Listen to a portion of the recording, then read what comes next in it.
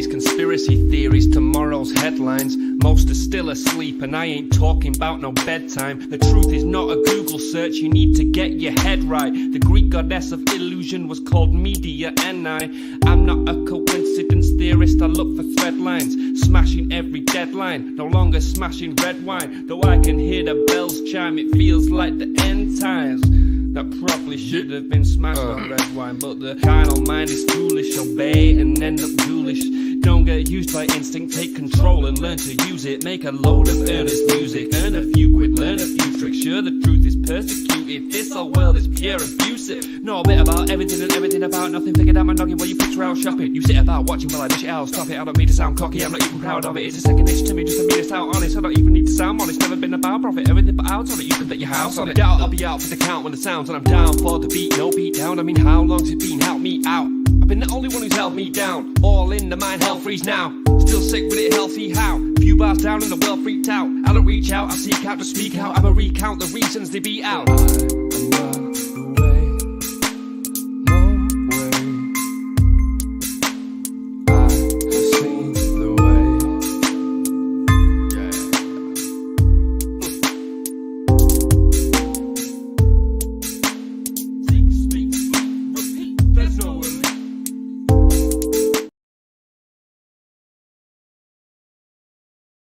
Oh, hey, sorry about that, guys. I didn't have my mic on.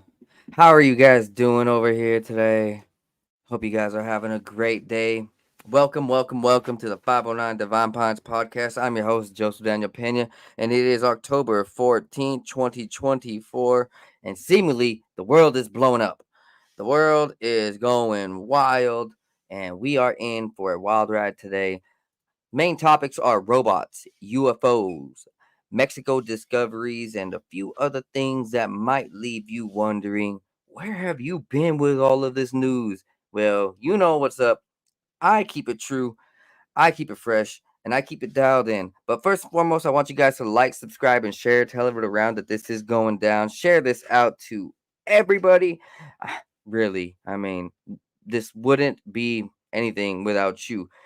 And I appreciate all of you guys for staying tuned and everybody out there who's saying I'm helping them evolve. And you know what? You guys are helping me evolve because I listen to you guys. When you guys talk to me on social media about something cool, I listen. So if you guys could go down below, check out all the links. There's Telegram links, there's donation links to 509 Divine Pines at Cash App and PayPal. You can crypto me if you want.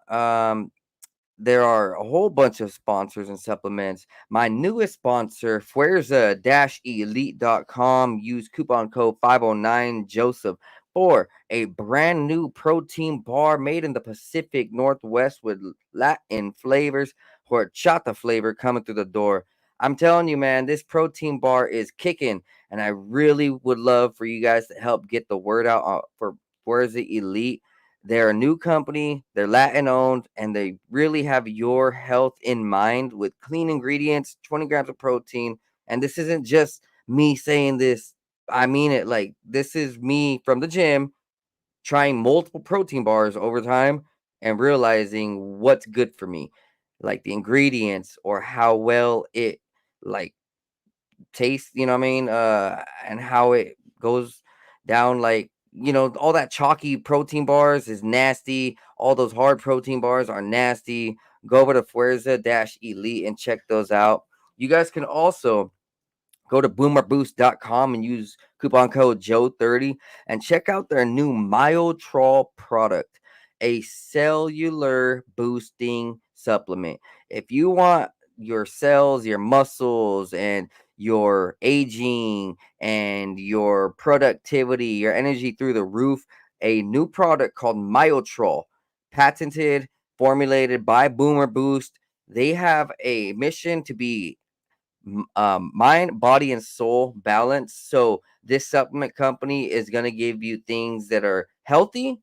It's going to give you things that are going to boost you and get you right physically. So, you know, your mind's going to go sharp, your body's going to be sharp, but also you're going to be spiritually cool, you know, knowing that you're trying a cool, like, clean product. You know what I mean? Go to boomerboost.com, use coupon code Joe30. Now, let's get into it, guys. Let's get into it. I'm not going to waste your guys' time. Man, man, man. So, there's a lot of things going. I gotta press live on Instagram for one moment. I need someone else out here doing this for me. I can't be doing this myself. All right. Let's get into it. Elon Musk has a whole bunch of stuff, but first, the coolest thing that I've seen in a while. For the first time ever, there's been a communication between people in dreams. This was an experiment by a Silicon Valley startup over in Redwood City, California. Researchers at the REM Space, a California based startup, have achieved a historic milestone demonstrating that lucid dreams could unlock new dimensions of communication and humanity's potential. Using specially designed equipment, two individuals successfully induced lucid dreams and exchanged a simple message. So, for the longest time, I know for a fact women are like this. They'll say, "Oh, I had a dream and it was I seen a guy in it and I seen a girl with him, or I saw this message and blah blah blah." Okay, well, listen, girls. Sometimes that's a lie, but sometimes it's true. I mean, even for guys, I know that we over here probably have messages about weed and cars and stuff, but look, this company has helped people understand that what we're experiencing in our dream state is not just a myth. It's not just a lie. All right. I know I've covered it on my podcast a lot. How when we go into sleep, our body gets really calm and kind of shuts down, but our brain speeds up. It goes into REM, hence the name REM in the company REM Space. this this REM is like a faster process. So our brain starts calculating everything that we've learned through the day. It starts sending out all the endorphins and hormones and all the different chemicals that we need. It tells us where we're hurt and how to heal ourselves. That's why we heal 2 times faster when we're asleep. But also, more importantly, we activate our pineal gland, and our pineal gland secretes DMT. The DMT molecule is found when we dream, is found when we are barely being born, and when we have near death experiences, and lastly, when we die. So it's like known as the spirit molecule. We're gonna watch the experiment right here. I'll run a clip of it for everybody if this loads. Here we go. It's a minute 47. So let me go ahead and pull the audio up for you guys. That way you guys are not missing out. This is a very, very cool experiment. Go try this with your girlfriend or boyfriend.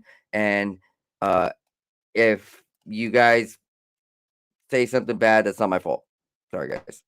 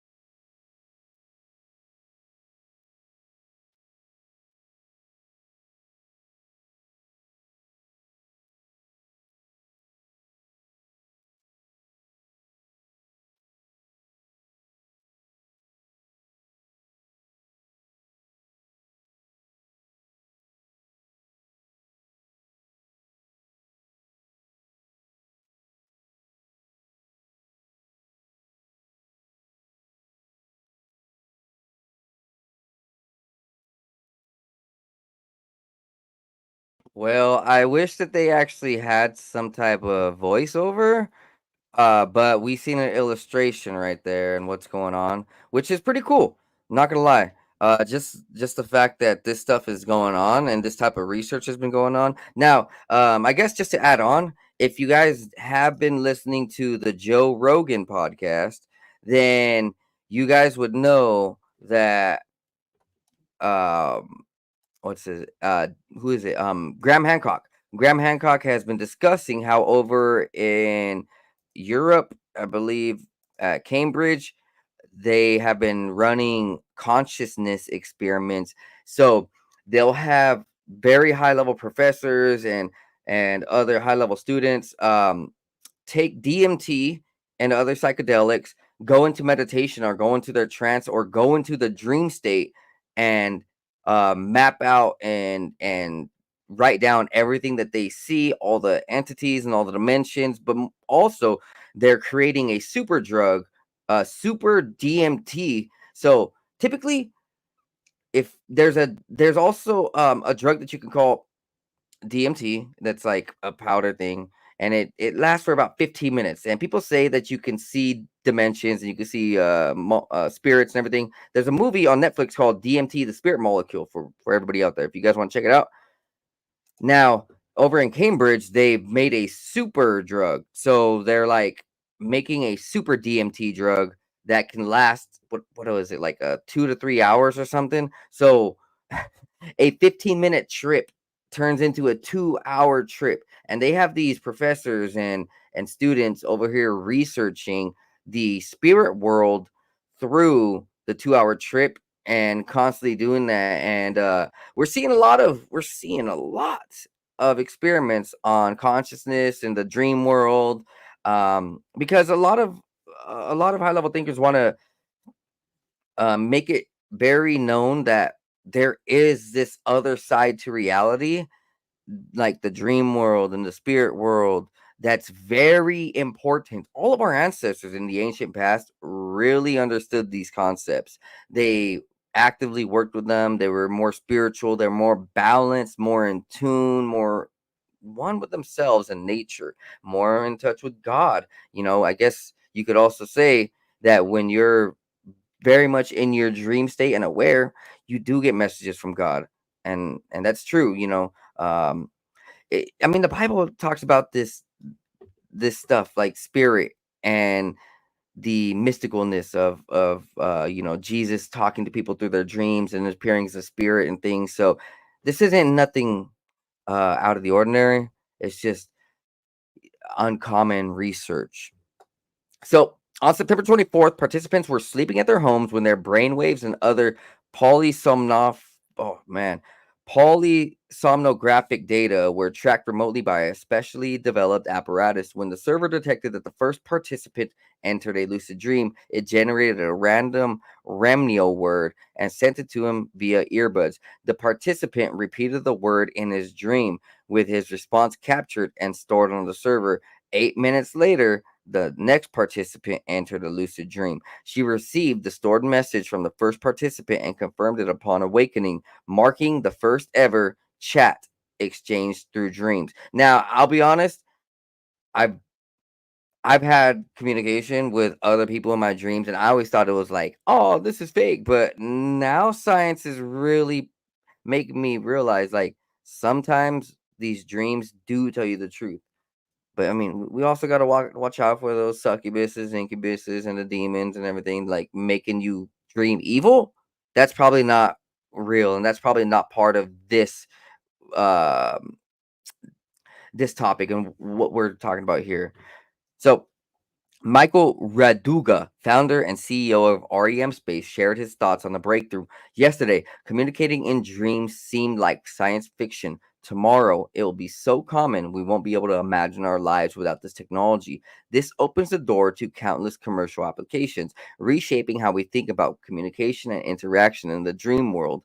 That's why we believe that REM sleep and related phenomena like lucid dreams will become the next big industry after AI. Now, what's funny is that I've had on Dennis Stone, who had America's Stonehenge.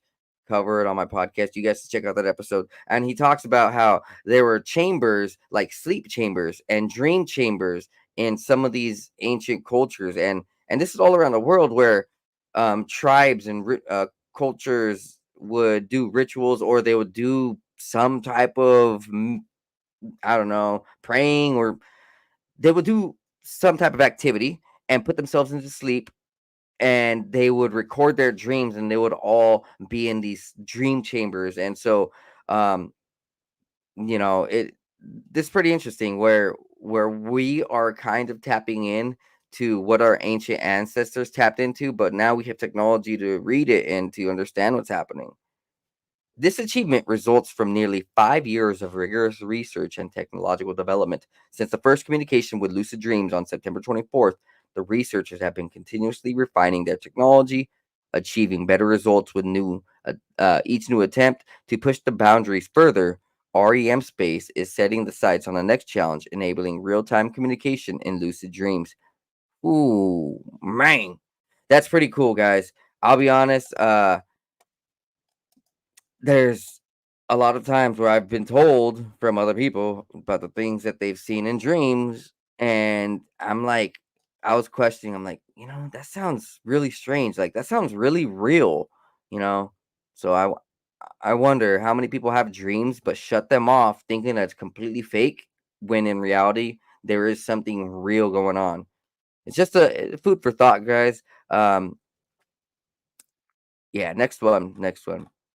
So, after a series of test flights in Moses Lake, Universal Hydrogen, the pioneer of hydrogen powered flight, goes bust. So there was a hydrogen powered plane that was making its way through Washington State, Moses Lake, and it had $100 million investment a couple years ago, but now it's closing its doors and shutting down. It says that there wasn't enough money being poured into it. They couldn't find suitable investors, and they were just having problems continuing the operations. So they are leaving the game. Universal Hydrogen was among the few companies striving to replace fossil fuel powered aviation with sustainable, emissions free technology by using hydrogen to power aircraft engines instead of jet fuel.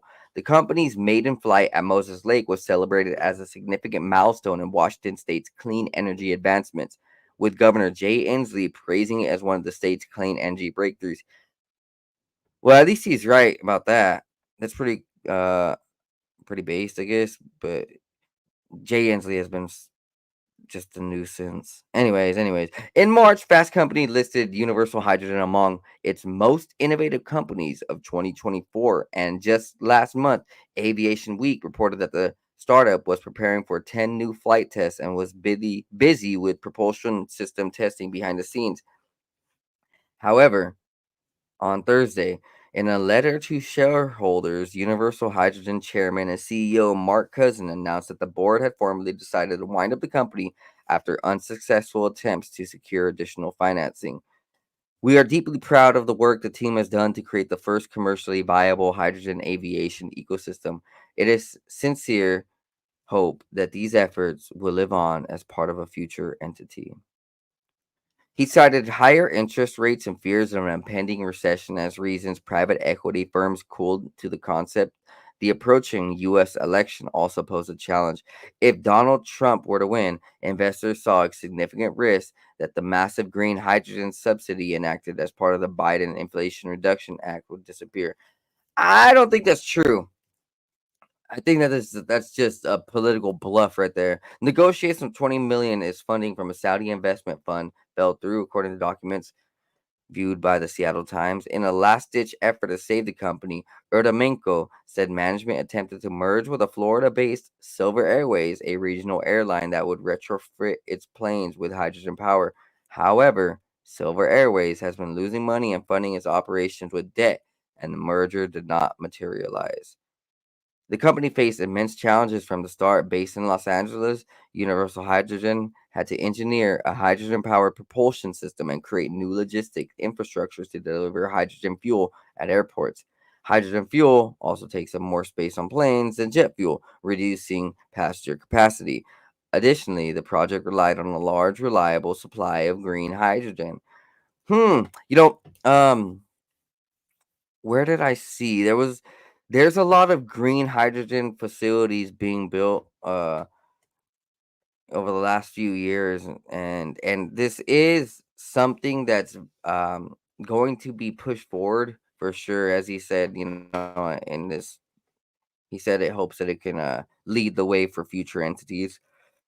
I fully believe, yeah, like over the next few years, we're going to start seeing a lot more of these alternative technologies, and a lot of them are going to be successful. There might be a few that fail here and there, but for the most part, I believe this is just the start. I mean, we still had the Samsung Switchblade that was test flown in Moses Lake, which is an electric flying car. So what do they call them? EAVs, electric aerial vehicles, which which is pretty wild. So you can like drive on the highway with a normal car, and then you go to the side and press a button, or attach the rest of the plane onto your car, and then it literally turns into a plane. So go check out that Samsung Switchblade. I know I covered it last year.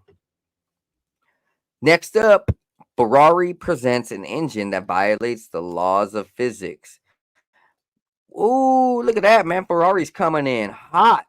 It's upside down and burns water instead of gasoline. So not only is Ferrari doing things different, but they're about to revolutionize sustainability in the automotive world.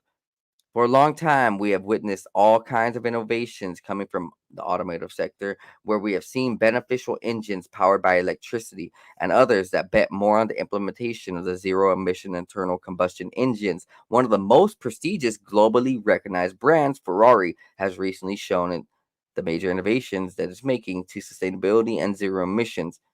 The prestigious automotive brand Ferrari has presented for the first time an engine that runs on hydrogen as fuel, the most viable option to have a car of this level with zero emissions. In addition to its well known electric cars, is to look for alternatives that avoid harmful emissions such as NOx and CO2 that emanate polluting and harmful particles for the environment.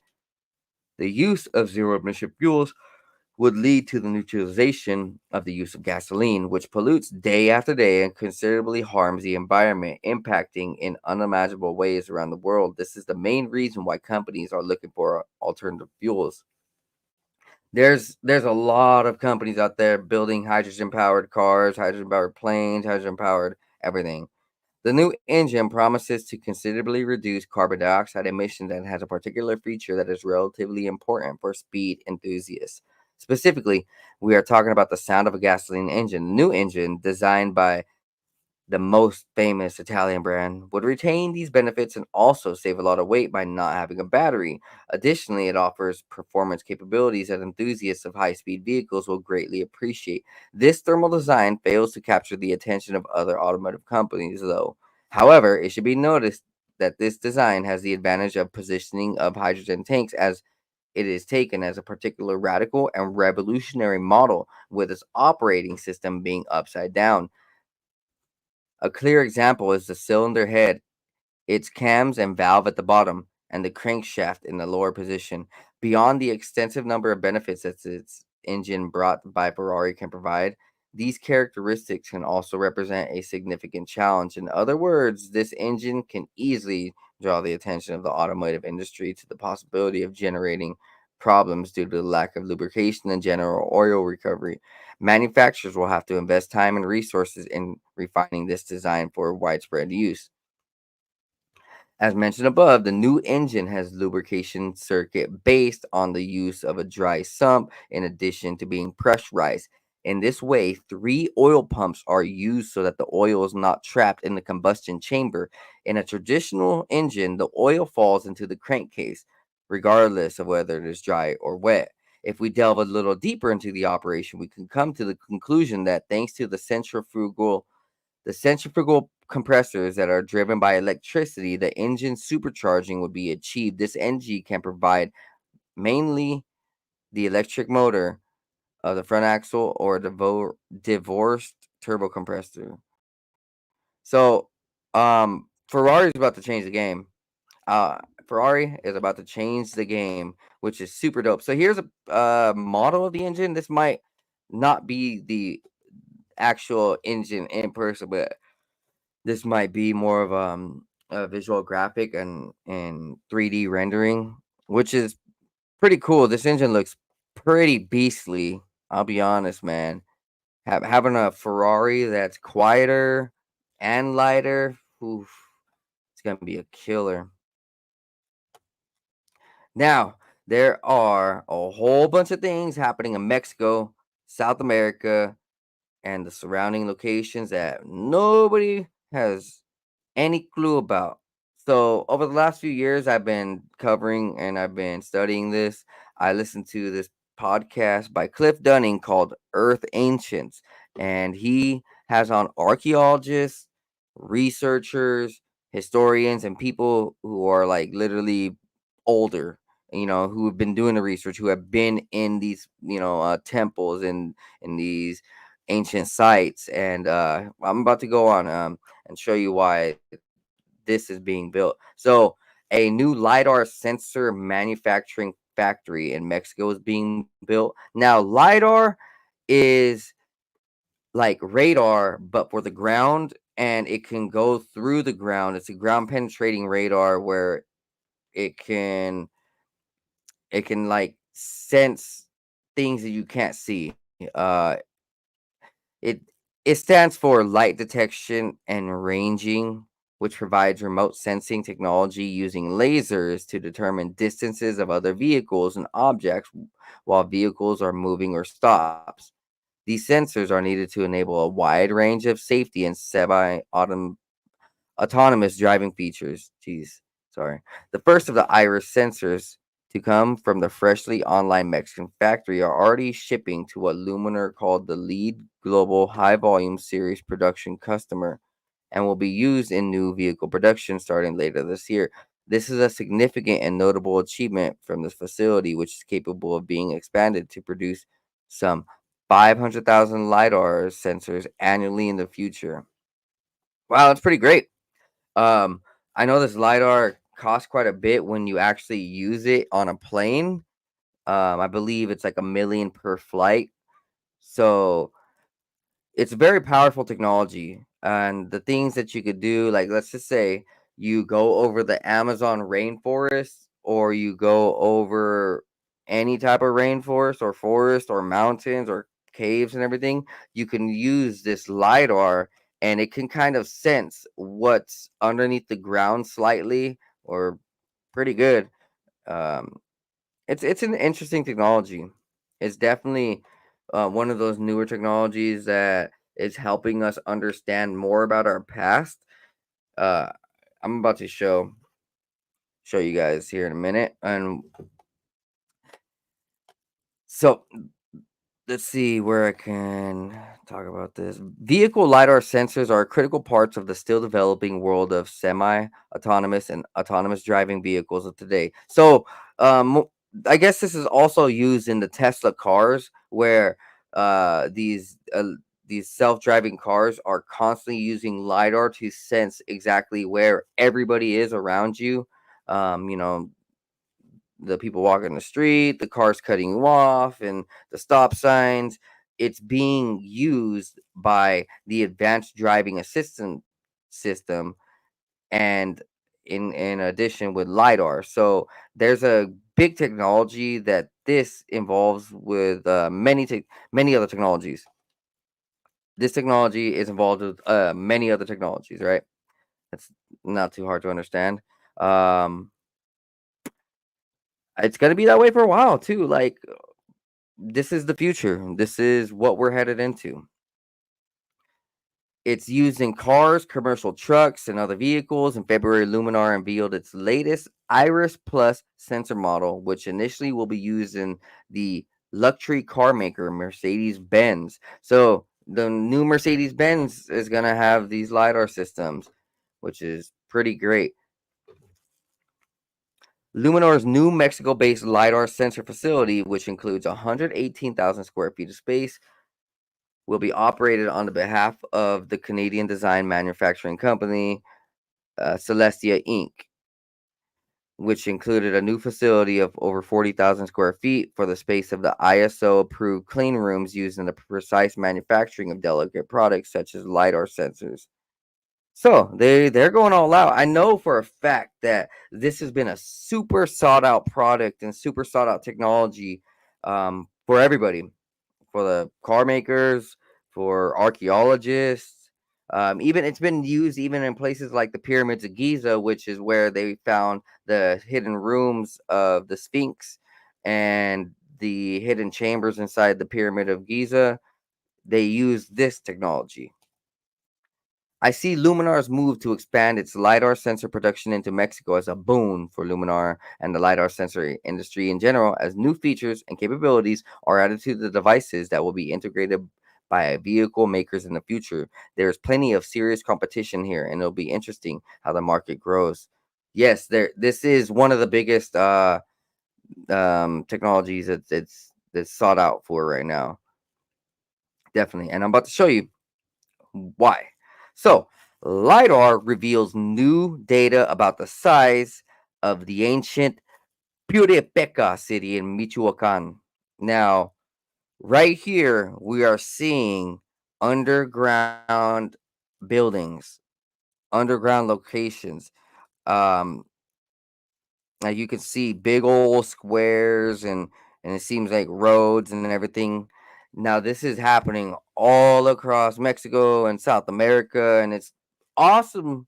I mean it, like it's super awesome because you for some reason when you hear about Mexico or South America, everyone thinks, oh, those are old countries and they're out of date and they don't got much and they're not really that cool and a lot of their past is destroyed. They don't got anything, right? But that's a lie. It's a big lie.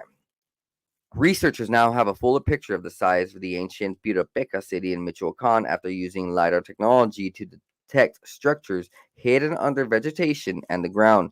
Known structures of the Tizintunzintan site near Lake Patzucaro numbered in the dozens before National Institute of Anthropology and History. Researchers detected more than 1,000 sites using a laser surveying method known as LiDAR. To date, we have identified more than 1,000 archaeological elements in the area of 1,075 hectares.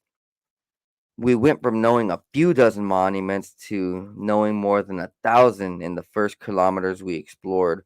So this began in 2021, and over the last 3-4 years, it's just been beloved by everybody. Even places like the United States-based National Center for Airborne Laser Mapping and NASA, and you could bet every big organization out there, satellite organization or space organization, um, they're seeking this and they're using it. LiDAR technology, satellite images, and digital mapping models have together given researchers a more complete image of this ancient city, explaining that the site, whose name means place of the hummingbirds in Pirapeca, has been the subject of archaeological study by INAH for 90 years. Among the structures detected at Tizintuzan, the capital of Pirapeca, or Tarasco Empire, through the LiDAR scannings are showing pyramids, terraces, platforms, and residential dwellings. They are located on the lower slopes of the hills and near Lake Patsacuara, and not just the area where the ritual zone has been represented on site maps. So, what might this do? This is going to give a lot of tourism down to Mexico and South America. It's going to bring a lot of money if they start excavating these things and finding out uh, who our ancestors were and what they did and how powerful their empires were. Yeah, definitely. This project is going to be very important, Punza told the newspaper El Universo. I can say what we found is the tip of the iceberg. LiDAR is the base to study the city in the coming decades. Yes, this is awesome right here. Next up, there's more LiDAR.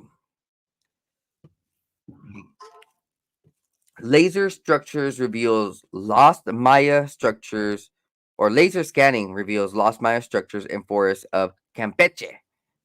Archaeologists have used LiDAR, Jesus, to uncover new findings about the Maya lowland settlements. Archaeologists working with Mexico's National Institute of Anthropology and History have identified ancient Maya settlements in the vicinity of Calakmul. Man, these words and these names, I'm sorry for butchering them, guys. Okay, my bad. I'm not from this area, but I'm trying my best. um, Calakmul, a historic site in the state of Campeche, using LiDAR, a remote scanning technology, has uncovered a whole new Mayan system. The INAH field team used LiDAR to seek out structures dating from the Maya civilization that are now hidden beneath the Yucatan Peninsula's thick forest canopy. Researchers have empathized that the area they are scanning is not historically easy to cultivate, resulting in a lack of canals, terraces, or ruins that can be easily seen with the naked eye.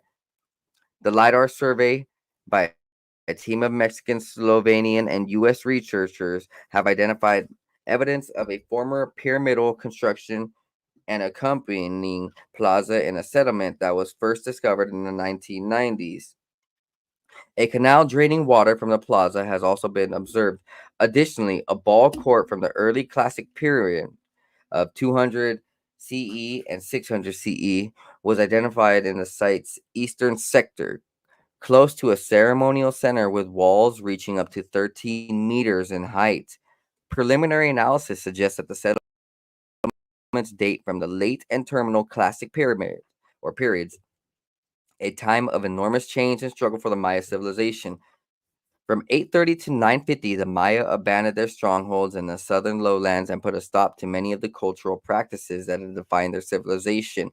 Um, I actually just seen a coinciding post that on Instagram where when the Virgin Mary and when Catholicism and Christianity started coming over to South America, like 1500 years ago, after all the Christians were kicked out of Europe and out of the Middle East, by the Jews and different people. They came over here to South America, and a lot of the Mayan and Aztecs and everything started believing. They stopped a lot of the ritualism. They stopped a lot of their bad stuff, their murders and all those sacrifices. It's pretty cool. Our impression is that the Mayan culture of this region that we have explored was notably less elaborate than in Pitan to the south, and the Chines and Choctun regions to the north and east. Another nearby site with a rectangular reservoir and ceramic fragments atop a ritual pyramid structure was also uncovered by the team using LiDAR. Spurjak posits that this material dated from the post-classic period, which ended in the arrival of the Spanish colonizers of the region. Ooh, so here is an entrance to a tunnel. So they would build like tunnel systems and just cover it with rocks, and it's exactly how you think it looks. It's pretty cool. Next, there's more LiDAR news. Archaeologists have discovered 500 previously unknown Mesoamerican sites in Mexico, hidden in plain sight using LiDAR technology. Archaeologists have discovered 500 new Mesoamerican sites built by the Maya and the Olmec in Mexico.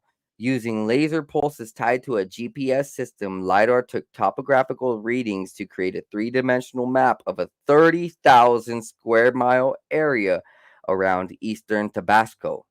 When archaeologists analyzed the data, they found evidence of 478 sites that would have been part of pre-colonial settlements between 1400 BC and 1000 AD. So approximately, 2500 years, no, 3500 years ago. Oh, pretty cool. The findings published in the journal Nature Human Behavior showed that all of these sites, including rectangular and square complexes, suggested a shared culture based on the early Olmec city of San Lorenzo and its central rectangular plaza. The findings were surprising because most of these sites were not known before.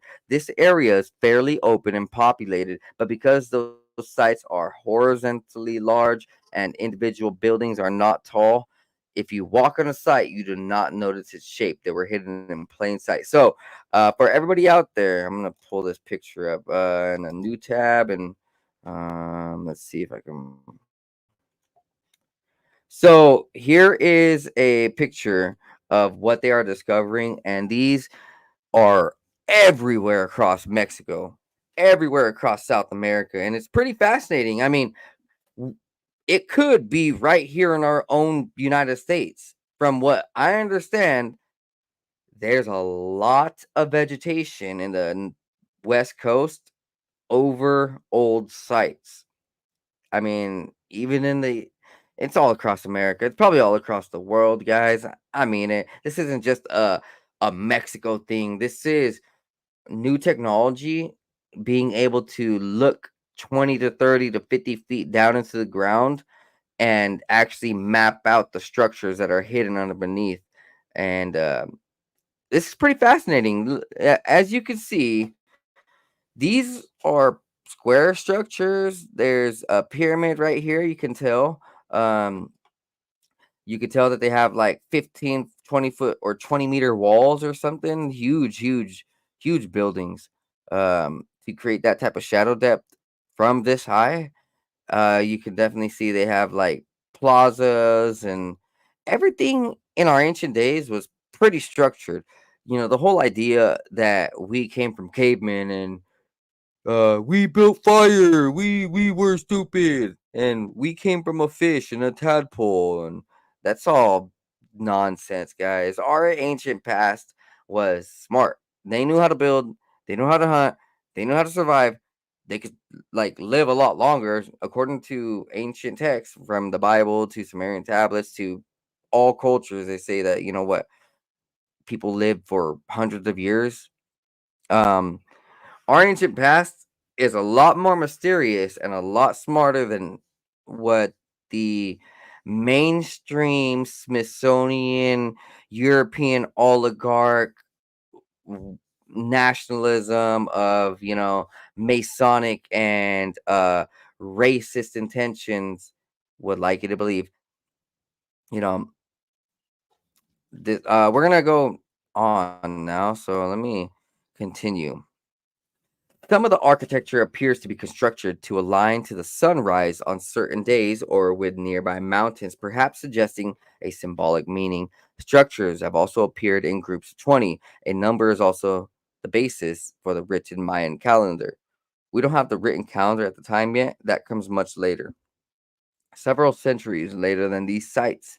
So these sites were built before what we know as modern people.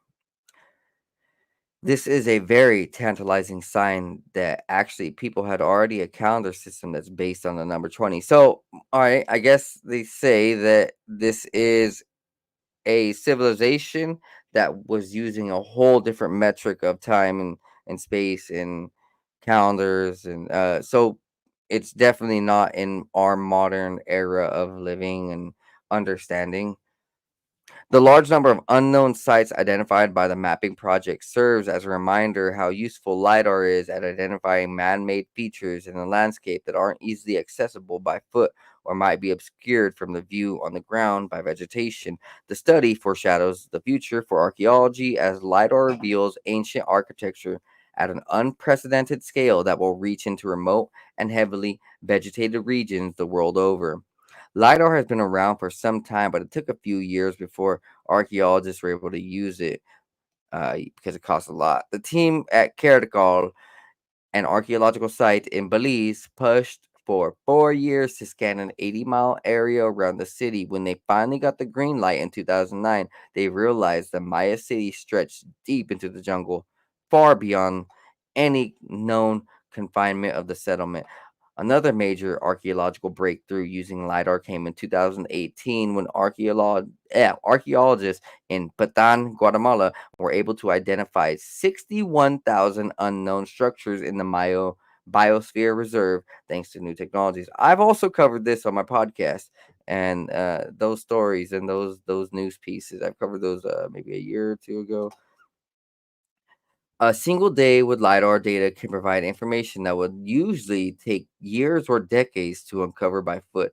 So, um, this LiDAR can literally fly over kilometers or miles worth of land and tell you down to the T through its laser reading what is there, and how accurate it is pretty astonishing. Inomata had previously used LiDAR maps commissioned by the Mexican government to find 27 lost Maya sites. Last year, he excavated the world's largest and oldest Maya temple in Aguada, Phoenix, Mexico. Ooh, I'm gonna definitely save that for later. Other recent LiDAR discoveries include a new temple hidden in Tikal in Guatemala, and I have heard uh, Earth Ancients talk about this. A scan of the area around Mexico City has revealed that the outlines of ancient Teotihuacan is bigger too. And across the world, a large running LiDAR research project in Cambodia recently helped determine the ancient city of Angkor Wat, the largest religious movement, once supported a population of up to about about what 900,000 people. So about a million people lived in Angkor Wat. And those are the places where like these temples are dug into the ground, where like you look downward and there's a temple built into the stone. And it's like, how? Who? It's like flawless, pristine. These things are otherworldly. They look like they have like kind of like acornish, or they have some interesting designs. Anyways, um, in the UK, an aerial mapping project conducted by the National Trust on the Wallington Estate in northern Cumberland, England, just uncovered 120 new archaeological features. The organization began the project to help draw up plans for 75,000 British native trees on the 13-hectare estate. Creating a 3D digital map of the landscape allowed the trust to identify the site of historic woodlines that had been cleared in the mid 18th century, as well as ancient farming systems. The old the oldest prehistoric sites of the state identified through LiDAR scans date back to about 2000 BC, so about 4,000 years ago. This is an exciting moment in the 5,000-year history of this special estate. Whew, I guess. In Mexico, Inomata hopes to follow up the latest LiDAR research with more on the ground work. So here he is. Here's some pictures. Them excavating what they saw on the LiDAR systems. Man, I wish I could be an archaeologist. That'd be so cool. Next up, archaeologists have discovered the largest, oldest Maya monument to date, and it appears to have been built by people. Using LiDAR, the researchers based at the University of Arizona have found the largest and oldest Maya monument ever discovered. A group of archaeologists led by Takashi Inomata. I think isn't that the same guy? They located a 3,000-year-old ceremonial complex constructed of multiple structures. So, if this is the same guy, these archaeologists out here, they're big time workers. These guys, historians and archaeologists and researchers of this kind, man, they break their back. They stay dedicated to the mission, and they're very open minded into understanding different civilizations, different cultures, and going into different places. Um, this is why I love history. This is why I love studying this ancient stuff because I know I can like cross reference so many different cultures just by certain symbols and certain tools, certain structure patterns, certain structure alignments to the stars. There's a whole array of understanding. I mean, there's a whole array of items and locations and equipment to help us understand our ancient past a little bit more. The area deemed by uh, these guys as the Maya lowlands is rife with ruins, and this particular complex is notable because of how close it is to the top of the ground. One especially notable aspect of the ruin is that it lacks large stone structures such as giant heads or thrones that are associated with rulers or elites, suggesting that the site was constructed according to more democratic labor practices. What?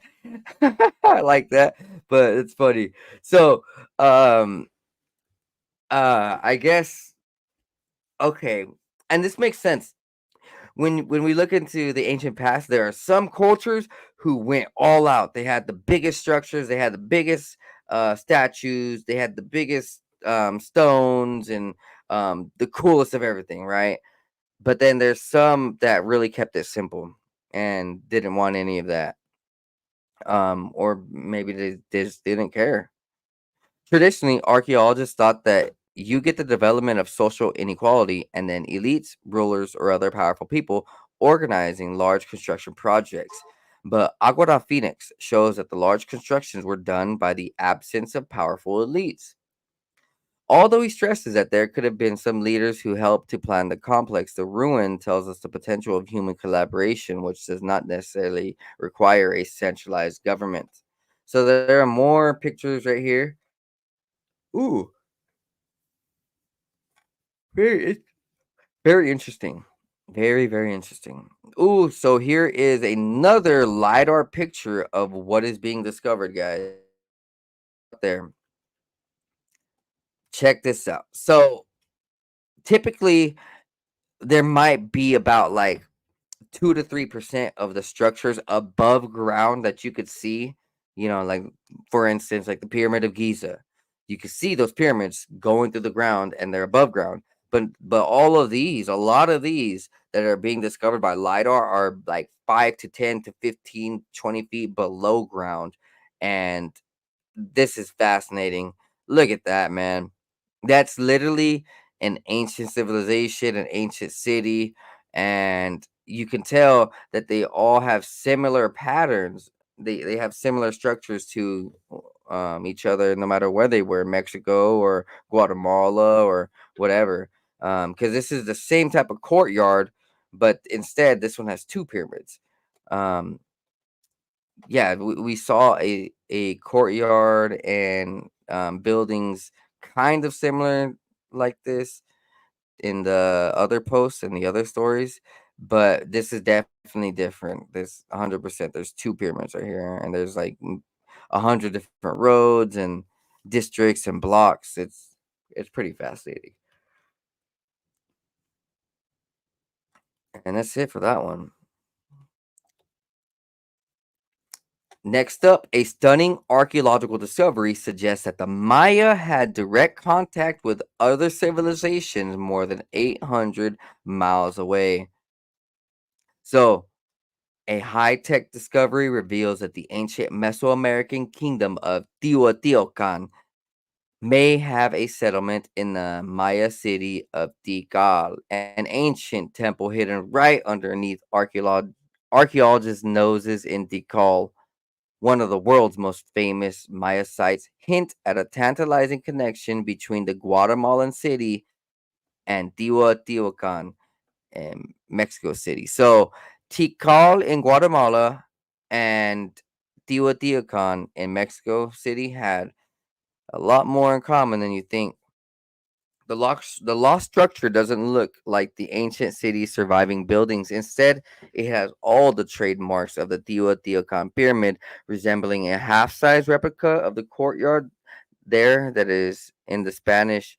location dubbed as the Citadel for its appearance. Subsequent excavations by the South Tikal Archaeological Project found that the site has as many as um, plenty of apparent ties to early 4th century Teotihuacan, from construction and burial practices to the types of ceramics and weaponry found inside, including darts made from green obsidian from central Mexico. There was even an artifact decorated with the Teotihuacan rain god. I think his name is um man, I forgot it. I'm not even gonna mention it. The find is significant because the buried building is such a major monument, and because it suggests that Tikal could have been an outpost for the Teotihuacan Empire. We knew that the Teotihuacanos had at least some presence and influence in Tikal and nearby Maya areas prior to the year 378, but it wasn't clear whether the Maya were just emulating aspects of the region's most powerful kingdom. Now there's evidence that the relationship was a lot closer. Man, look at that right here. So these are some of the pyramids. Remember, not all pyramids were used for the same things. Some pyramids, yes, were used for ritual. Some pyramids were used for a boost in the energy of seeds or people. Some pyramids were supposedly used by as tombs, but that's rarely found. Um, some pyramids were used as sky markers, so understanding the positions of the skies and different things. So depending on the culture and depending on whether those leaders were evil or good, every pyramid around the world is not the same, and definitely not used for the same things. Very interesting. So here is whew, man, now this is awesome. So here is a LiDAR scan of the ancient city of Tikal that we are seeing. Oh my gosh, this is beautiful. Look at this. There's a couple pyramids. You can see some rivers and you can see some roads. You can see multiple buildings. And this is underneath ground, 10 to 20, 30 meters or however. It's just a beautiful thing. You can see the courtyards. Um our ancient ancestors were a lot smarter and a lot more connected than we thought. And I just love saying that because people like to think that we're the smartest, we're the best. We have cell phones, we have computers, we have technology, but like we don't have peace, guys. I mean, we don't have nature, we don't have health. These guys had health, these guys had nature. Well, what's wrong with us? Um, Continuing forward, Pakunam isn't sure if the people who built the newly discovered temple of Tikal were from Teotihuacan, but they were certainly familiar with the kingdom's cultures and traditions and practiced the same religion. An isotopic analysis of a skeleton buried on the site may be able to tell archaeologists where the deceased lived. Primarily or preliminary dating suggests that the construction of Teotihuacan style temple began prior to 278. That was 100 years before Teotihuacan sent his son to conquer Tikal, an event recounted in Maya inscriptions. Around the same time, a neighborhood in Teotihuacan decorated in the Maya style was destroyed, and elaborate Maya murals were smashed and buried, suggesting a breakdown in the alliance between the two people. So they were friends. These in South America and Mexico, they used to get along, and then things got bad, and they started going to war, which is sad. Next up, there's even more. Laser scans reveals Maya megalopolis below Guatemalan jungle. They have identified the ruins of more than 60,000 houses, palaces, highways, and other human made features hidden for centuries under the jungles of northern Guatemala. Oh, man. The discovery was made by LiDAR, which is pretty fascinating, right? I guess a little description of LiDAR says these light pulses combined with other data recorded by the system create 3D images of the ground. Researchers removed the tree canopy from aerial images of the landscape. These ruins were far more complex and interconnected than most Maya specialists had thought. They revealed the ruins of a vast pre-Columbian civilization. Ooh-wee. The project mapped more than 2,100 square kilometers, which is 800 square miles, of the Maya Biosphere Reserve in Guatemala. LiDAR images also revealed highways connecting urban centers and mining quarries, complex irrigation and terracing systems, supported intensive agriculture. Man, current research indicates that the peak of the civilization about 1,200 years ago, that the Maya could be compared to sophisticated cultures such as ancient Greece or China. The ancient Maya never used the wheel or beasts of burden like the donkeys or mule. This was a civilization that was literally moving mountains. We've had this Western conceit that complex civilizations can't thrive in the tropics, but the tropics where civilizations go to die. But the new LiDAR-based evidence from Central America and Cambodia, Angkor Wat, we have now considered the complex societies may have formed in the tropics and made their way outward from there. LiDAR is revolutionizing archaeology that the way the Hubble space telescopes and the telescopes around the world are revolutionizing astronomy. Already, the survey has yielded surprising insights into the settlement patterns, interurban connectivity, and militarization of the Maya lowlands. During the Maya Classic period, about 1,100 and 1,800 years ago, the civilization covered an area twice the size of medieval England. Most people have been comfortable with populated estimates of around 5 million. With this new data, they think that there were 10 to 15 million people living. Oh my gosh. 10 to 15 million people living in these locations, which included many swampy areas previously believed to be uninhabitable. What's cool is that there's a lot of evidence that these swampy areas and these lakes and rivers and water areas had like cities and had houses built on top of the water, which is just fascinating. Virtually all the Maya cities were connected by wide roadways, allowing for heavy traffic, trade, and other kinds of regional communication. When cities saw too much or too little rain, the flow of water was carefully controlled with canals, dikes, reservoirs, cenotes, and all sorts of different pathways created by them. Highways were elevated to allow for easy travel during rainy seasons. Among the most surprising findings was the ubiquity of defense walls, ramparts, terraces, and fortresses. Warfare wasn't only happening toward the end of civilization, it was a large scale and systematic, and it endured over many years. The survey also revealed thousands of pits dug by modern day looters. Oh man. Environmental degradation is a concern as Guatemala loses more than 10% of its forests annually, and habitat loss is accelerated along the border with Mexico, and trespassers burn and clear land for agriculture and human settlement.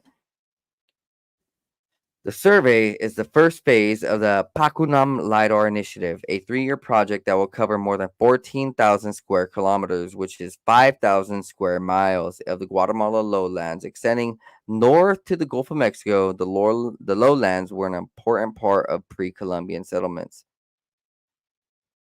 The ambition and the impact of this project is just incredible. Awesome. All right, guys, give me 1 second. I am gonna hit the restroom, so little quick break.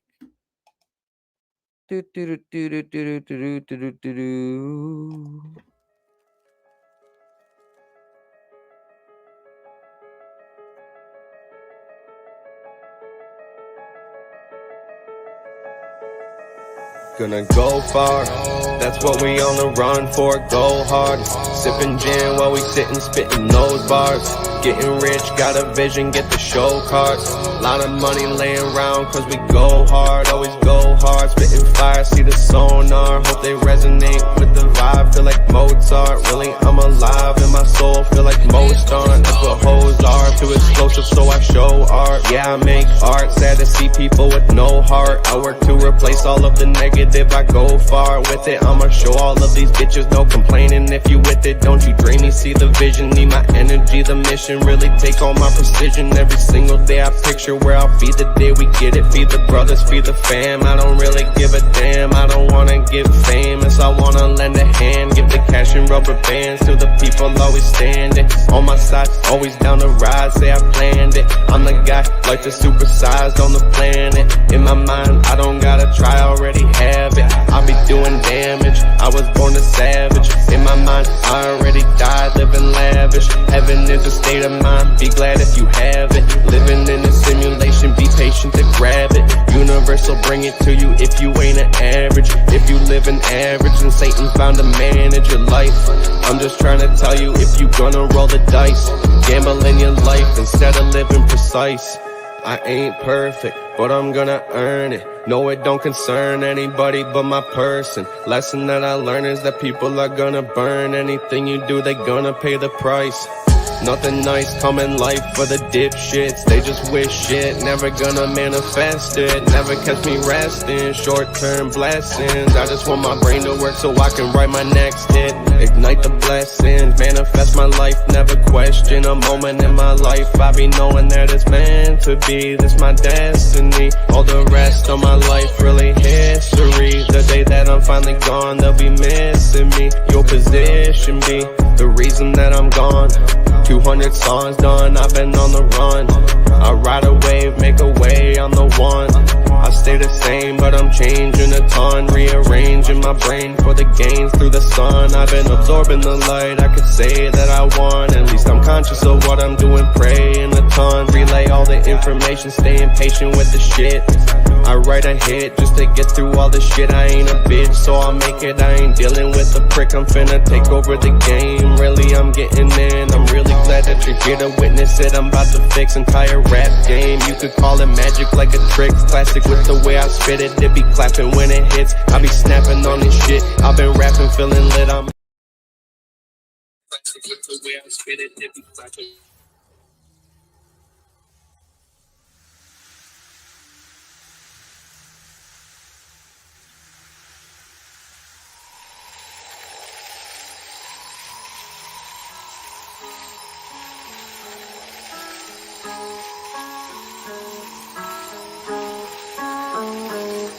Not new, what I do.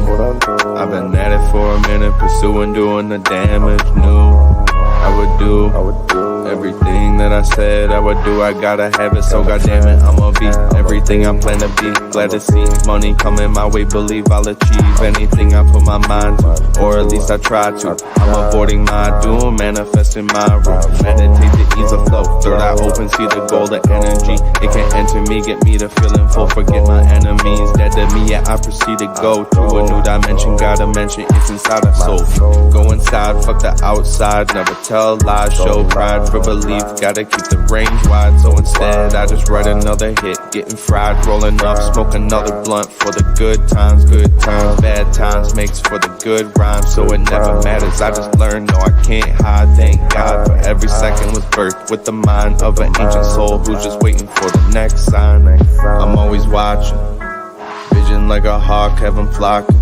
When I drop it, I'm talking, have 'em knocking. The knowledge that I'm dropping, I'm coming out the noggin, I'm logged it. That's the intuition, nothing wrong with doing what you feel is right. Everybody got this. Usually feel it in the night when I'm dropping knowledge. I never even needed any college. Abolish people telling people what they want. I do not wish control over anybody. Do it for the profit. That's the reason that they push it. Do it from the cockpit. Cause they got the money, want the money on the mob shit. On the mob shit. But I know they ain't gon' make it. Shit is poppin'. At the end of time, new age topics. Revolutionary crusade cross. Here we go. to a new space. Yeah, we enter in a new place. Louis V on my shoelace, rolling with the blue face. Yeah, I'm wondering what you chase. Just another dude caught up in the rat race. Moving my pace, lot of people looking at me sideways. I chase future preparations, gotta go through my phase. Feel like I'm ready to rearrange it. Happen on a daily basis, tripping oasis. With so many people that I can't see through their faces and touch, so I'm reading minds, feel like I'm evasive, persuasive. Cause I feel the vibe, manipulation, I'm patient. Yeah, I feel the vibe, then work to change it. Manifestation, blessings is what I'm chasing. Quantum physics, I'm about to take the time and rearrange it. I play with reality, can't feel like I'm basic. Most people. Welcome. I am back. All right, guys. Now, let's get into the robotics. Yeah, dude, the good part. Well, I mean, the wild part. The good part was the Mexico discoveries. This is the wild part because, wow. Hackers turn RoboVax into obnoxious slur-slinging bullies. Hackers got into EvoVax Dbot X2 vacuums and it went wild, chasing pets, yelling slurs through the speakers, turning cleaning robots into obnoxious hecklers on wheels. EvoVax says it was a credential stuffing event. Fancy way of saying bad password management, and promises a security update by November. This reminds me when people started tampering with the artificial intelligences early, like 2 years ago, and they started making the artificial intelligences racist and like super rude. I mean, either they got hacked into or they exposed them for what they truly were. Either way, this is wild. Next up. Oh, come on. China has started mass production of biomimetic humanoid robots. China has initiated mass production of humanoid robots with 40-year intelligence set to produce thousands of its GR1 robots by the end of 2023. The Ministry of Industry and Information Technology has outlined plans for significant expansion in humanoid robot production by 2025. All right, I'm going to play this video and show you what type of robots China has. Man, I already seen these robots, but here, you guys can check it out. 我们的机器人员工已经开始量产了。There's no audio. So these are all robots. Look at these heads. Look at these robots. They look real.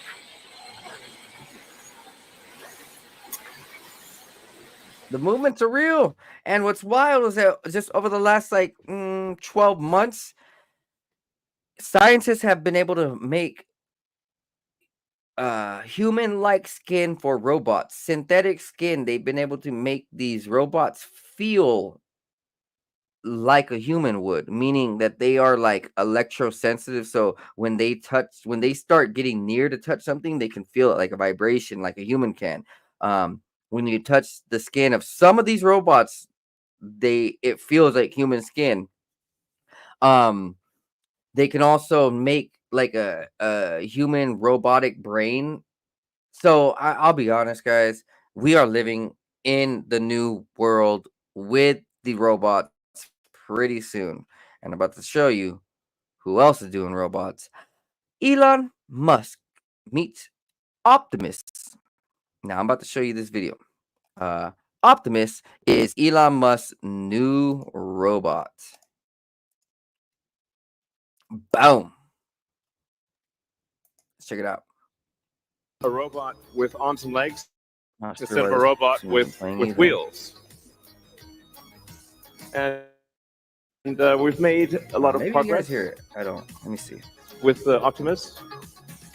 And as you can see, we started with someone in a robot suit, sort of that, and then we've progressed dramatically year after year. So if you extrapolate this, you're really going to have something spectacular, something that anyone could own. So you could have your own personal R2-D2 C3PO. But fundamentally, at scale, the Optimus robot, you should be able to buy an Optimus robot for, I think, probably $20,000 to $30,000 long term. So, and what can it do? It'll basically do anything you want. So it can be a teacher, babysit your kids. It can walk your dog, mow your lawn, get the groceries, just be your friend, serve drinks, whatever you can think of, it will do. And yeah, it's going to be awesome. And I think this will be the biggest product ever of any kind. Yeah. Because I think everyone, of the 8 billion people of Earth, I think everyone's going to want their Optimus buddy. And there's going to be maybe two, and then they'll be producing products and services. I predict, actually, provided we address risks of digital superintelligence, 80% probability of a good outcome. Look on the bright side. The cup is 80% full. The cost of products and services will decline dramatically, and basically anyone will be able to have any products and services they want. One of the things we wanted to show tonight was that Optimus is not a canned video. It's not walled off. The Optimus robots will walk among you. Please be nice to the Optimus robots. So you'll be able to walk right up to them, and they'll serve drinks at the bar. Man, you guys heard it. These robots are going to be worldwide, or maybe in America only, but I predict robots are going to be worldwide, like more than they already are, of course. And he predicts this level and this stage of robotics is going to revolutionize the world. You're going to be able to do everything. People are going to buy it to babysit their kids. Just don't be surprised when you see your kid with a black eye. The robots astonished the audience by not only wandering among the attendees, but also speaking with a human-like accent, using modern slang, and incorporating verbal pauses as if they were a normal part of our daily lives. Pretty fascinating. Pretty fascinating. They will be 20 to 30,000. So, I mean, for rich people, that's not that much. What's fascinating is that these robots look very much like the robots that was in iRobot, the movie with Will Smith. And I'll be honest, I actually been talking about the movie iRobot on my podcast for a few years, on how there's probably more truth in that movie than you ever thought possible. See, the speculation is that ever since Roswell, about 1940s, 1950s, the military has been able to stash, hide, and progress technology in private to benefit American civilization or the government's steps forward. And with their advancements in technologies that they got from the UFO crashes of Roswell and other UFO sightings and crashes, they were able to put themselves about 50 to 100 years in the future of technology. So they'll, they have these flying craft. They have all these crazy inventions, crazy technologies, engines. But we're only seeing like a portion and a piece and a glimpse of what the largest, billionaire and trillionaire level businesses and corporations and conglomerates have hiding in their houses or in their warehouses or whatever.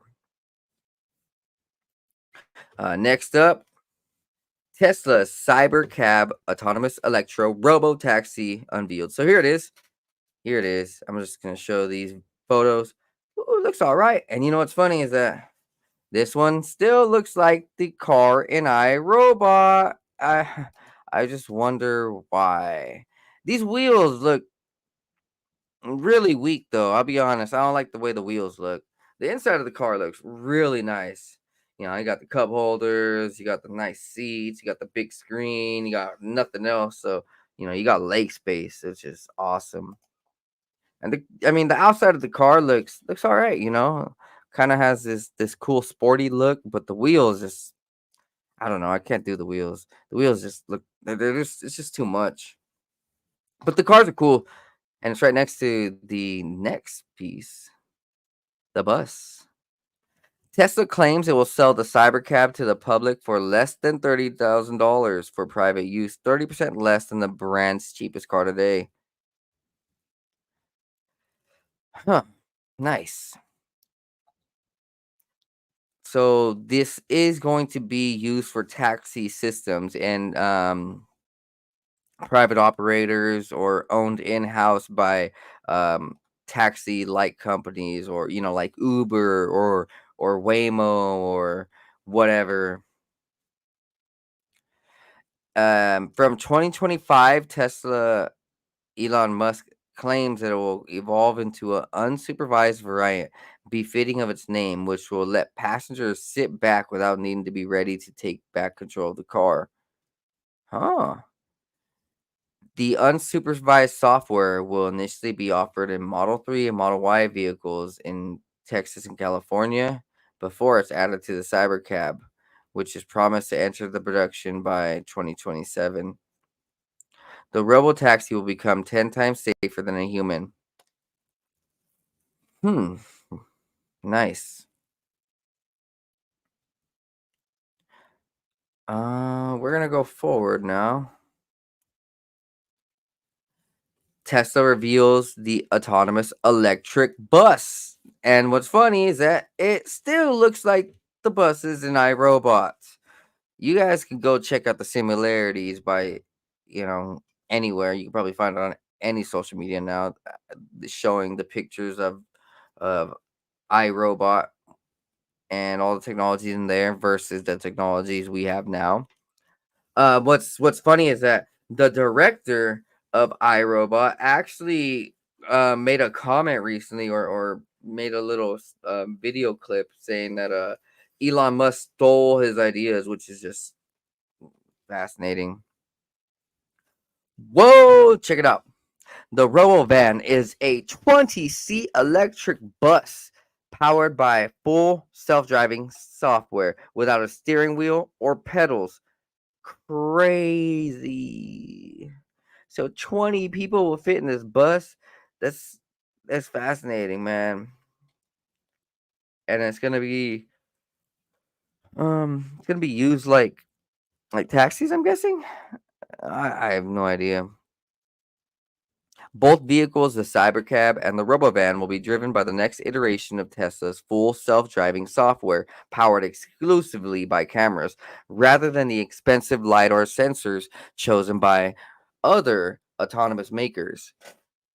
The current version of the so-called full self-driving requires an attentive driver behind the wheel, ready to take over from the car anytime. From 2025, Elon Musk says that will no longer be required. So by 2025, Elon Musk is going to make his cars 100% driverless, and you don't need to drive it. You can just sit in it, and the car is going to do everything on its own, which is insane. I don't know how that's going to go, but I do think that driving your own car with two hands on the wheel is a feeling that you will never get back. There's just something free about it. It's freedom, it's power. You're in control, innovative. You want to stop at the the little monument or the sightseeing place. You can do it. I mean, on your own. I mean, who knows if these Teslas are gonna you know be able to stop or listen to you very quickly or whatever. Like, I don't know. I mean, I'm not trying to cut it down, but let's just say for real, like there's some freedom and some power and some real love behind driving your own car and going out there and feeling feeling the engine and feeling how it goes over these bumps and over off terrain roads and different things. I'm never gonna forget like what we are living through right now.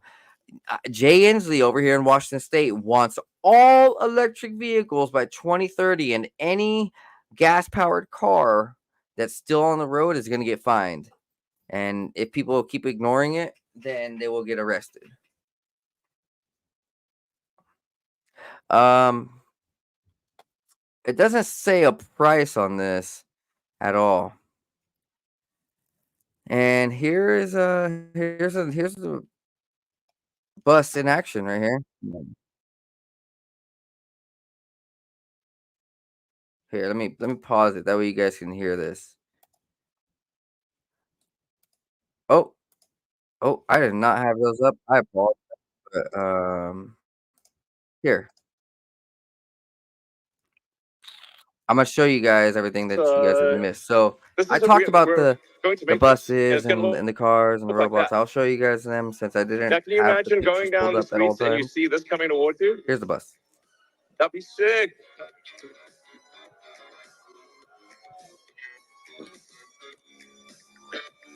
So this can carry up to 20 people, and it can also transport goods. So you can configure it for goods transport within a city or transport of up to 20 people at a time. So this is gonna, the Robovan is what's gonna solve for high density. We just got the Robo Van. 4 of my predictions have come true. The Robovan. The Robovan is, we're going to make this, and it's gonna look like that. Now, can you imagine going down the streets and you see this coming towards you? That'd be sick.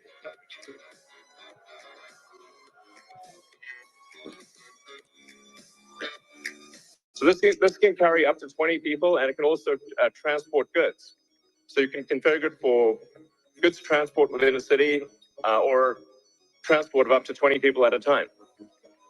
So this is gonna, the Robovan is what's gonna solve for high density. We just got the Robo Van. 4 of my predictions have come true. The Robovan. The Robovan is, we're going to make this, and it's gonna look like that. Now, can you imagine going down the streets and you see this coming towards you?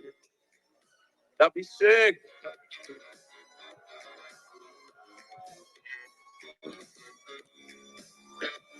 So this can carry up to 20 people, and it can also transport goods.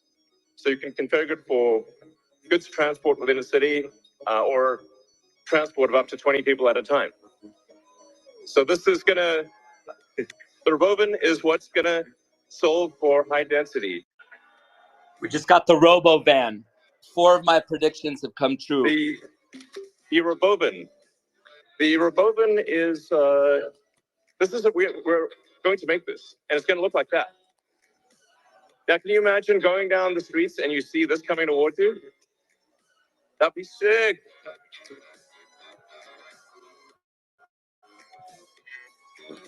Oh, right. Sorry. I'm going next. This would cost right here, the something like, robots. I don't know, $20,000-$30,000. Probably less than a car. Is my prediction long term. Now, take us a minute to get to the long term, but fundamentally at scale, the Octopus robot, you should be able to buy an Octopus that for, I think, probably $20,000 to $30,000 long term. So, and what can it do? It'll basically do anything you want. So it can be a teacher, babysit your kids. It can walk your dog, mow your. This would cost something like, I don't know, $20,000 to $30,000. Probably less than a car. Is my prediction long term. Now, take us a minute to get to the long term, but fundamentally at scale, the Octopus robot, you should be able to buy an Octopus that for, I think, probably $20,000 to $30,000 long term. So, and what can it do? It'll basically do anything you want. So it can be a teacher or babysit your kids. It can walk your dog, mow your. This would cost something like, I don't know, $20,000-$30,000. Probably less than a car. Is my prediction long term. Take us a minute to get to the. Here is the car. Pretty awesome. The wheels are weak. Next up, the Pentagon is illegally hiding a secret UFO program. This program is called Immaculate Constellation. I'm going to read the description of the Immaculate Constellation for everybody, and then we're going to hurry up with the next few articles. So, what is Immaculate Constellation? Established in 2017 by the Department of Defense after the New York Times exposed the Pentagon's UAP program. Oh man, this is awesome. This is great right here. The whistleblowers describe it as a parent program consolidating all UAP observations data by military and intelligence platforms. The whistleblowers reports lists 7 categories of UAP evidence gathered by the U.S. technical assets, claims that sensors capture UAP characteristics and label them as difficult or impossible to detect with the human eye alone. There are atmospheric effects. According to the whistleblower, subtle atmospheric effects around UAPs are visible only through specialized military sensors, making this phenomenon undetectable in normal visual conditions.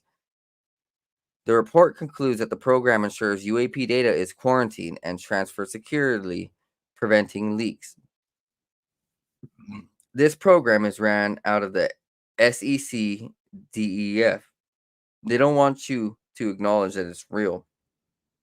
Just discussing it could trigger surveillance under FISA. The whistleblower's report claims that the intelligence community has massive HUMINT databases documenting UAP encounters, supported by high-quality imagery intelligence and MASINT. So, I covered it on my podcast maybe a month or 2 ago, 3 months ago, something like that. Project Kona Blue, and that was also something that Tucker Carlson had talked about. So I think it was like, I don't know, in spring, March, April, February, something like that. Tucker Carlson was talking about that Project Kona Blue that he had uncovered. And if you did a little bit of research, or I mean, if you listen to me doing a little bit of research, what that Project Kona Blue was the government trying to figure out who is being affected and how they're being affected and why they're being affected. So it looked more into contactees. Also, you can see the images from from Fravor or for the Nimitz video and all these different videos where like these are from U.S. Navy ships, and they're recording the UFOs and they're sending them out like, hey, there's a problem, right? There are sources of the UAP intelligence, which include low Earth orbit, upper atmosphere, military and civilian aviation altitudes, maritime environments. Data is collected via both directed and incidentally meant.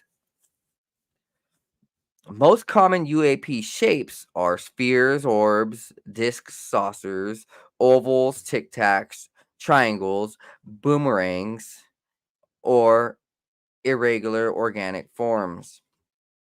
A wide variety of craft have been observed, and some interacting with the military personnel. One incident surrounded and forced an FF2. Oh, Orb surrounded and forced an F-22 out of its patrol area. The F-22 broke trajectory and attempted to evade, but was intercepted and boxed in by 3 or 6 UAPs. Ooh, man. And there's a Navy incident also that the crew of the Navy aircraft carrier watched an orange-red sphere descend above the flight deck. Despite emitting intense light, the UAP's glow did not illuminate the ocean or flight deck. The surface looked like a rolling sun, which is pretty wild. So, Immaculate Conception is the project name that you guys. Oh no, Immaculate Constellation. the Immaculate Conception.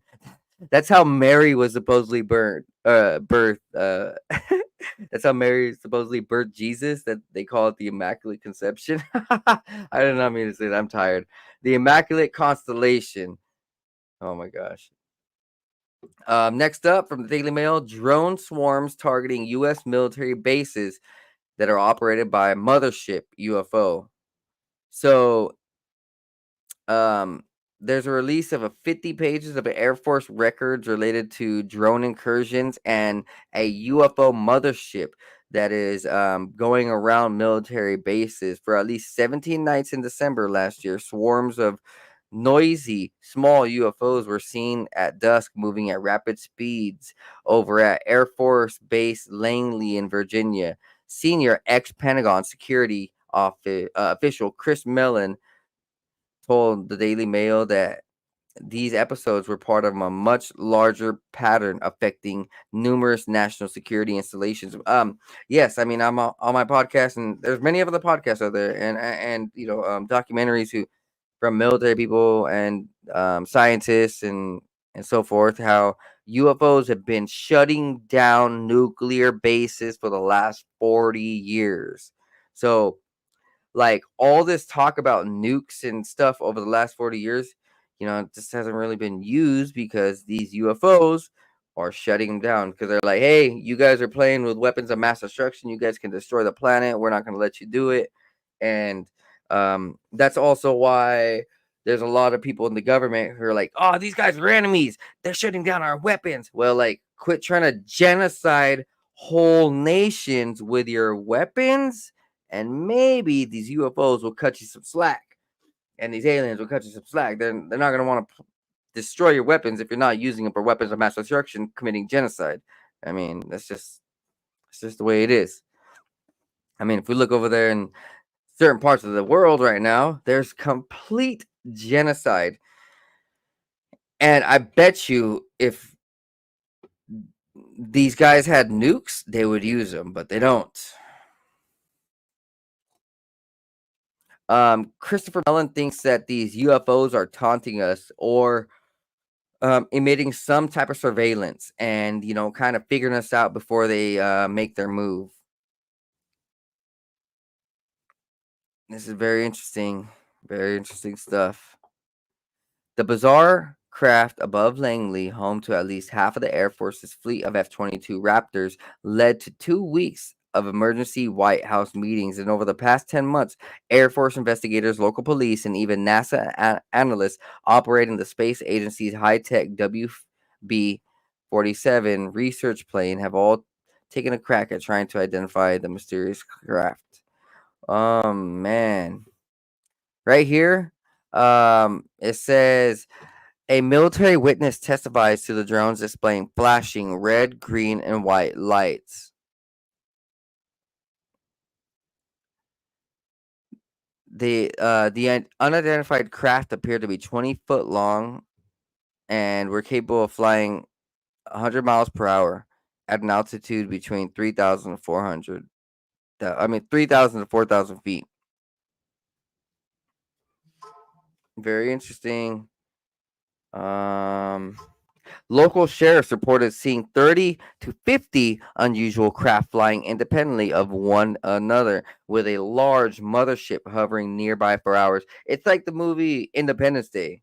There's just one huge mothership, and then all these little mini drones and all these mini ships come out. On December 6, 2023, a Langley witness described serious aerial penetration above parking and service area for base aircraft known as Flightline. I spotted 9 drones in diamond formation flying over and heading towards the flight line. And I followed the swarm onto the flight line where we lost visual of the swarm over the bay. Ooh, man.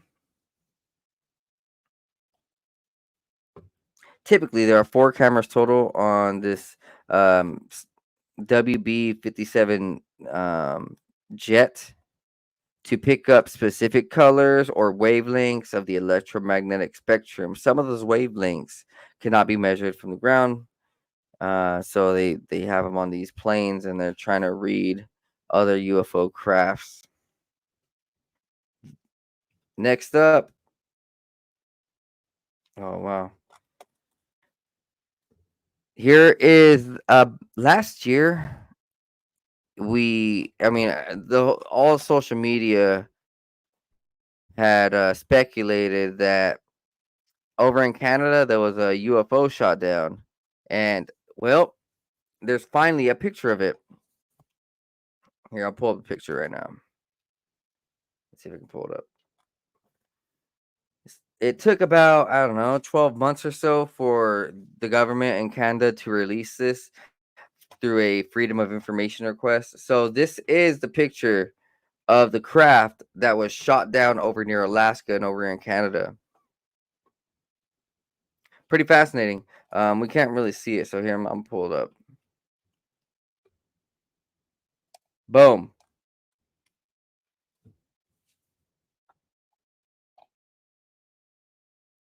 Hmm. Pretty interesting. It looks like a mint.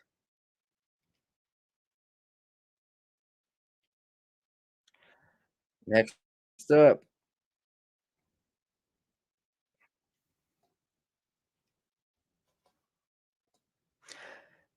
This is kind of to match with one of the articles from before. Um, Mysterious UFO drones are surveilling America's military sites right now. In the past year, they've flown over a Navy SEALs elite Team 6 commando unit and the naval station of Norfolk, which is the largest naval port in the world. So these UFOs and these drones are literally flying over the the biggest and the most important military bases just to figure us out. Federal laws prevent the military from shooting down drones. So not only is it UFOs that are being seen, but there's also drones. And there's that interview on Joe Rogan with Dr. Phil, where Dr. Phil starts coming out. This is recent. Dr. Phil is like pretty mad. He's like, "Hey man, like all these Chinese people are buying up or all the Chinese military or whatever, they're buying up land around American military bases, which just seems very fishy. Like, why do the Chinese own a lot of the land in America right by military bases? Like, they're specifically choosing those locations for possible potential surveillance? I think yes. Um, Also, there was a secretive Plant 42 that a UFO had revealed over in Palmdale, California. The U.S. Air Force's Plant 42 in California is America's premier hub for advanced aerospace development work, which is highly classified military programs. And they have seen a wave of mysterious drone incursions in the last few months. Oh, yeah. I'm telling you, there's surveillance going on by other countries. Palmdale Regional Airport shares the runway with Plant 42, which is home to Lockheed Martin's famous Skunk Works. So, Skunk Works, for everybody who wants to know where Skunk Works comes from, Top Gun. Top Gun 2. He says he's part of Skunk Works. And a lot of Tom Cruise movies, yeah, he mentions those things. Skunk Works, an advanced projects division, as well as similar arms of both Northrop Grumman and Boeing. NASA also has a flight test center there. As a prime example of the work that goes on Plant 42, it is where North Grumman has been building the U.S. Air Force's new B-21 Raider stealth bombers. America's most sensitive and bleeding edge aerospace weaponry emerges from this facility, so security at the installation is top level. The number of UAS has fluctuated and they range in size and configuration. The FAA was made aware of the incursions, and Edwards continued to monitor the airspace to ensure the safety of base personnel facilities, and assets. As a reminder to drone enthusiasts, overflight of Plat 42 is prohibited and will result in or may result in prosecution, fines, or loss of privileges. Palmdale, come back to me. I need you and I love you, baby. Palmdale, come back to me. Cause that's where my heartache began. Fuck, Afro man. Palmdale. I had no idea that there's a secret UFO or secret aerospace base there in Palmdale. And I guess that's why they call it secret. Right? Pretty cool though. Pretty cool. Next up, we got last piece of news, or a few pieces of news. Over here in the Young Thug trial, well, it just so happens to be that a deputy or corrections officer or sheriff named Carmen Bailey has been charged with accepting $17,000 in bribes, which includes in exchange for delivering drugs and other contraband to inmates at the Fulton County Jail. Man, oh man! So these jail people getting in trouble. These supposed cops, these supposed good guys. Next up, crazy, but this is actually very understanding. The Border Patrol announces their endorsement for Donald Trump, and I seen an interview where the Border Patrol head of America, this dude was like, "Hey, if you guys want to save your nation and you don't want all this migrant flooding with criminal activity, you need to set Kamala Harris straight and not vote for her and vote for Trump." He says, if we allow border Caesar Harris to win this election, every city, every community in this great country is going to hell. The untold millions of people unvetted who she has allowed into this country are committing murders, rapes, robberies, burglaries, and every other crime that you can ever think of. On behalf of 16,000 men representing the National Border Patrol Council, we endorse Donald J. Trump. President Trump will hire 10,000 new border agents and ask Congress to immediately approve a 10% raise for all agents and a $10,000 retention and signing bonus. I'm joining the Border Patrol. See you guys later.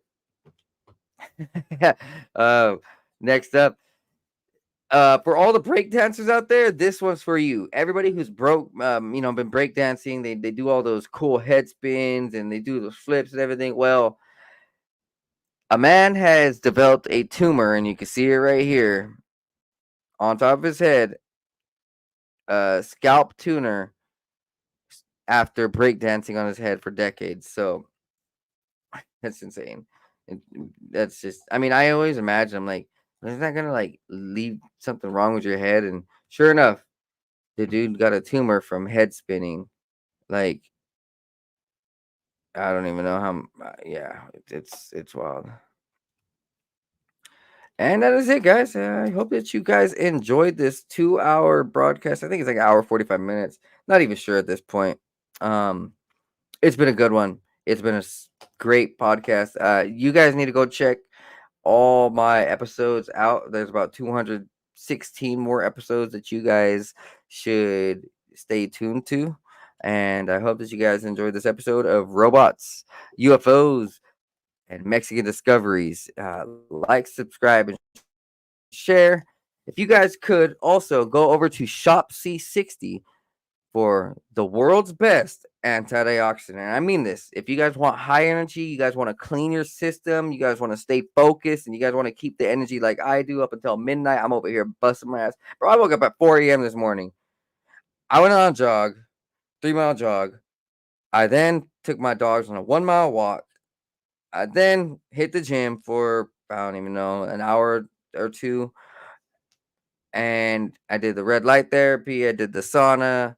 So, it's about like midnight already, and I'm still wide awake. Well, kind of. I'm at like 95%. But if you guys would like, go to Shop C60 and check out the world's best antioxidant C60 oil. Use coupon code 509 Divine Pines. Literally, it's the best supplement I've ever taken, and it's the only supplement that I know I would not be able to function without. And yeah, it's undescribable. It's a Nobel Prize winner, and you can take it topically. You can use face oil to actually heal your skin, make it more youthful and regenerative. Um, you can put it in, or there's gummies that you could eat on the go. There's also C60 oil for your dogs and your cats and animals if you want to keep them healthy and sharp. All right, like when I give my dogs their C60 oil, dude, they get the zoomies. Their eyes are straight clear. They're very, very active, and they'll like listen to you and like be very receptive, so they understand what you're saying a little bit more. Their energy's nice. They get happy. Um, like me, I get happy when I take C60 oil. You guys can too. Use coupon code 509 Divine Pines at shopc60.com. That is it, guys. I love you guys, and see you guys next time, right? Be blessed, be high. Yeah. Peace.